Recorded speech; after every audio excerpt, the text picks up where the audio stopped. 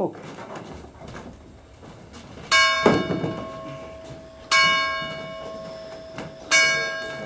I think I will ask you a couple of questions that will, as remarks, marking points for the interview that we can later. I can cut any piece into pieces. Okay. Okay. Welcome, Father General. Thank you very much, Thomas. On the occasion, we are sitting in the Superior's General apartment at Maison Mère. And tell us briefly, what is the main purpose you came at the moment to Paris? Actually, I had a threefold purpose. I've arrived about 3-4 days ago. First 2 days I was involved with some sharing and workshop with the Daughters of Charity of the northern province of France. So, and then I substituted for the Director General one day, an international retreat that he's giving for sister servants. So I gave the conference on Mary and the company, and as well as the homily that day. And the big event now is our Vincentian Family collaboration program, which has been in preparation now for 2 years, actually since our last General Assembly in 2010. And we've brought together now 34 participants, together with a team of 10 people, with the hope of deepening our relationships one with another in the Vincentian family, and therefore being of greater service to the poor in God's kingdom. So this initiative is something to initiate or motivate people from different branches of Vincentian family to work together and to create a better perspective for development of the family in the world. Exactly. And we've only asked that the cream of the crop would be the ones that participate, people who we know will be willing to take this back to their own countries, form teams themselves, and continue to deepen the roots that are among us as a Vincentian family, so that we might collaborate and be better equipped to work together as St. Vincent would want us to, as a Vincentian family, for the well-being of and service with and for the poor. So one can think that it is a development of the line of actions of the recent General Assembly. It's that kind came out of the General Assembly of the Congregation of the Mission, yes, especially our line of action that deals with the Vincentian family, as well as listening to the cries of the poor in a more attentive way, and applying the method of systemic change. So. That's, as it is the first session, yeah. we do not have any solutions, but we can have a good motivation and a good initiative for developing, and then perhaps leading to something new to make the Vincentian family collaborating and working together in every aspect of the life in the world. Yeah, that's what we're hoping. It's a pilot project. The first group is drawn basically from English-speaking countries or people who have English even as a second language, with the hope that they might be able to help develop the program in their own languages. So at the end of this week, the team will evaluate and see where we'll go from here. So it is something like the heralds. All those people who came are something like the heralds of something new, yeah. and the new activity and the new ministry as Vincentian family altogether. Yeah, well, I wouldn't say completely new. The efforts are more concentrated. We've been working for years now and trying to have the Vincentian family have a greater sense of who we are as an individual branch within the family, and then the family working together. And from years past, even in the time of my predecessor, Father Maloney, there were efforts to do projects together. But this is even more of a concentrated effort to move that forward, to build on what has already existed, and to spread it throughout the world in a deeper way. So we can say that it's time to place the seeds, and we will have to wait until the crops. Yeah, we'll see how it goes. Okay. I'm hopeful, and the group, as you could tell today, is very enthusiastic and yes, indeed, and moving the project forward. So especially the lay people who now feel appreciated and acknowledged in the family. And exactly. to compare with some places where many people just tell that the Vincentian family is something between the CMs and the DCs and. Yeah, that's when years ago we used to refer to the double family, which was the CMs and the DCs. But it's been a long time since I've heard that expression. Now we make the reference to the Vincentian family. It includes the traditional branches that we have, like AIC, the Society of St. Vincent de Paul, Vincentian Marian Youth, the Association of Miraculous Medal, and Misevi. But in the Vincentian family, there are many, many others. For example, this time we have participating some Brothers of Charity. We have Sisters of Charity from 2 different provinces of the Federation of Elizabeth Ann Seton. We have educators from a number of our universities, particularly our university in All Hallows in Ireland, as well as the Adamson University and DePaul, St. John's, and Niagara. They're all present. All the great Vincentian universities in the world. And there are others that hopefully they'll get on board with us as we move different projects together forward. First thing first, we must start. Right. That's right. Okay. We are talking about Vincentian family. Recently, Father Miles have sent his annual appeal with Vincentian Solidarity Office describing a Vincentian Endowment Challenge. Yes, exactly. Which is now very important for the Vincentian family and for some parts of the congregation of the mission. Right. Can you say some additional few words on the Vincentian Challenge? Yeah, it's an endowment project that's been underway now for 4 or 5 years, with the hope of being able to support financially a number of our provinces that are emerging from poverty, as well as an endowment that's being established for the branches of the Vincentian family that depend on the Superior General, which would be the Association of the Miraculous Medal, Vincentian Marian Youth, as well as Misevi, the secular missionaries. So the challenge is to meet the grant which a private foundation has granted. Yeah, they've been very generous in promising $5 million if we match that $5 million.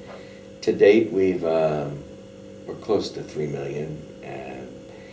The project supposedly ends in 2015, and therefore we have to raise the $2-some million yet to match that.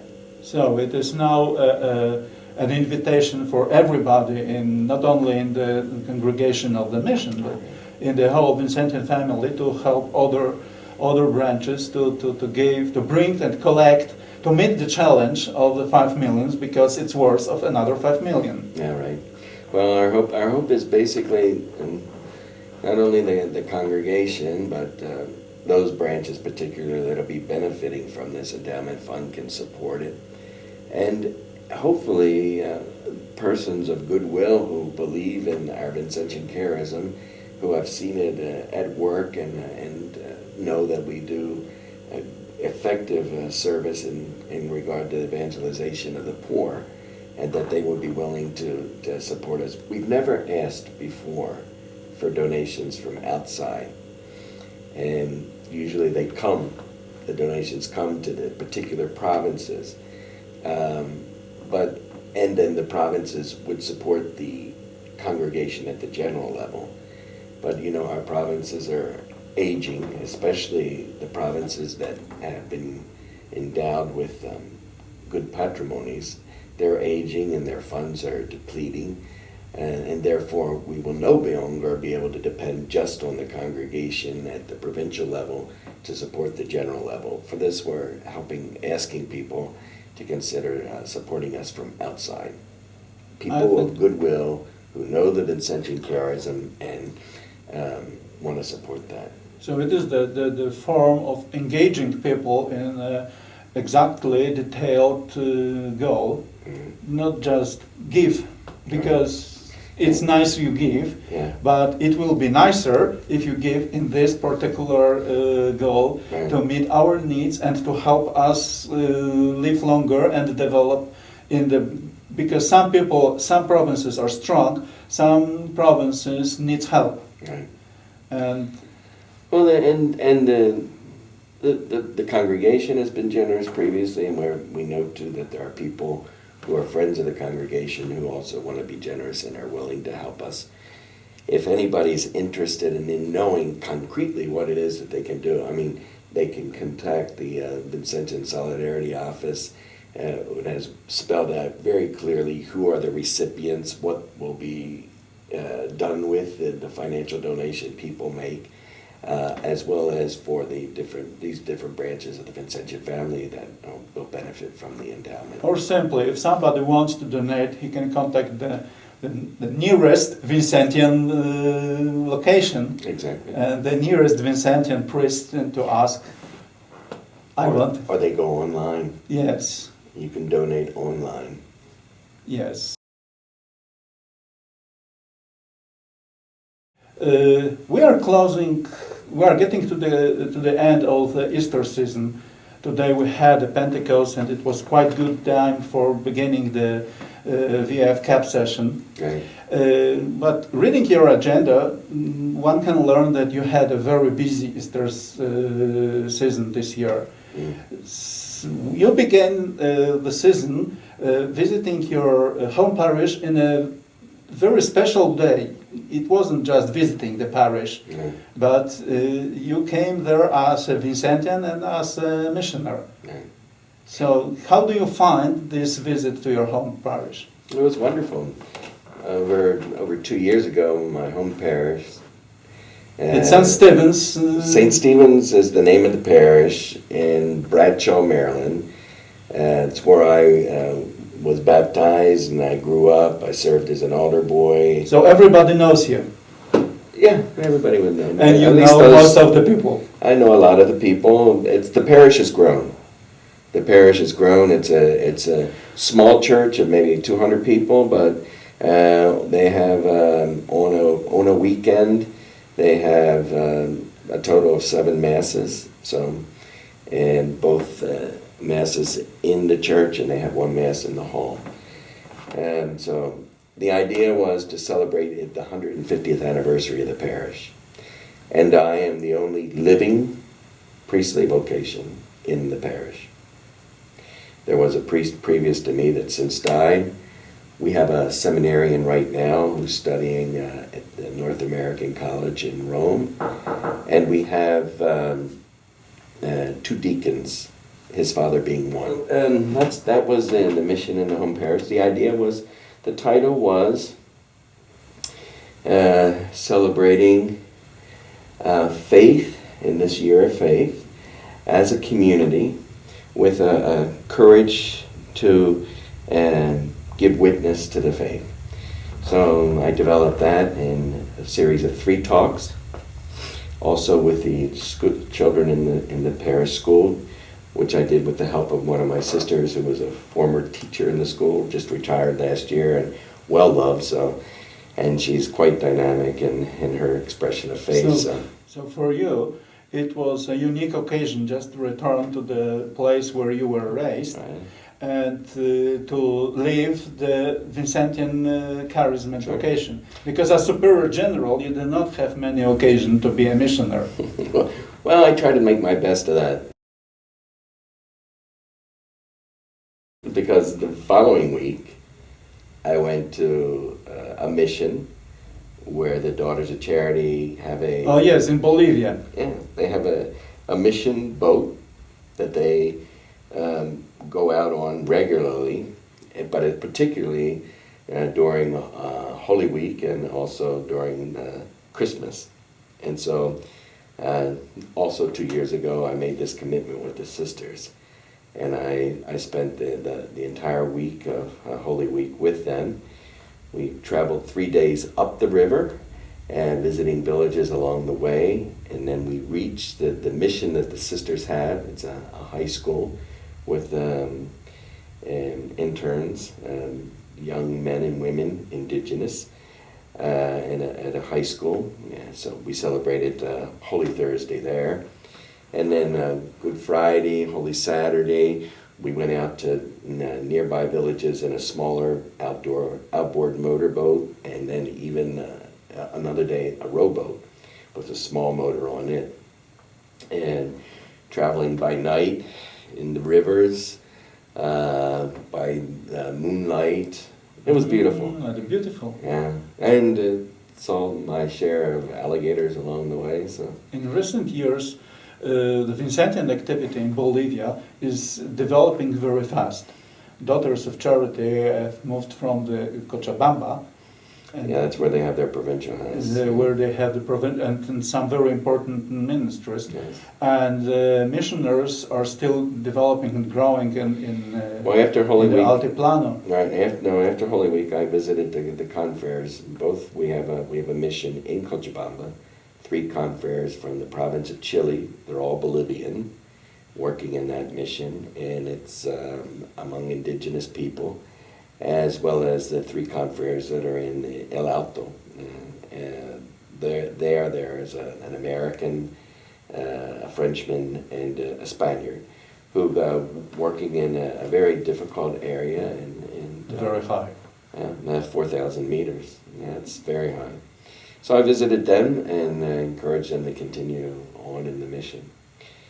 In Nuncia, recently, we have seen the people might have seen the picture when you were steering the boat with the daughters. How it was for you to be a steering man, something like St. Peter. Yeah, well, it wasn't a long way because I wasn't trusting myself to what I was doing. Then they had two gentlemen who were very capable pilots, as well as on the boat there were 3 Daughters of Charity. There was a nurse, the cook, and myself. It was a beautiful community experience. Each day we prayed together, and each day on the boat, when we didn't have mass outside, we had mass on the boat, and everybody participated.